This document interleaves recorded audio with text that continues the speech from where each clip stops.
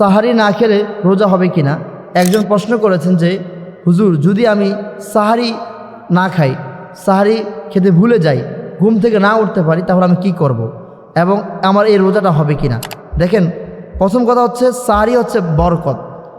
আমাদের রোজা এবং বিধর্মীদের রোজার মধ্যে পার্থক্য হচ্ছে সাহারি করা। আল্লাহ নবী বলেছেন তোমরা সাহারি করো।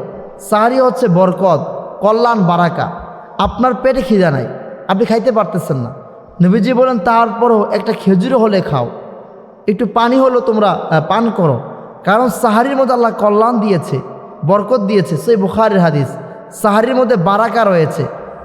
আপনি অবশ্যই চেষ্টা করবেন সাহারি করার জন্য। এই বরকত, রমজান মাস তো এমনিতেই বরকত, এমনিতেই কল্যাণ, এমনিতে বারাকা। যদি আপনি এই একটি বারাকা থেকে, একটি রহমত থেকে আপনি ইচ্ছা করে বঞ্চিত হয়ে যান, তাহলে এটা আপনার জন্য অনেক ক্ষতির কারণ। আপনি কি করবেন? অবশ্যই সাহারি করবেন, সাহারি করবেন। এখন প্রশ্ন হচ্ছে, যদি আমরা সাহারি না করতে পারি, ঘুমিয়ে আছি, উঠতে পারলাম না, তো কি করব? তা হচ্ছে আপনি নিয়ত করেছেন যে আমি রোজা রাখবো, সাহারি করতে পারেন নাই, সমস্যা নেই, আপনার রোজা হয়ে যাবে। তবে সাহারি করা সুন্নত, রোজা রাখা হচ্ছে ফরজ।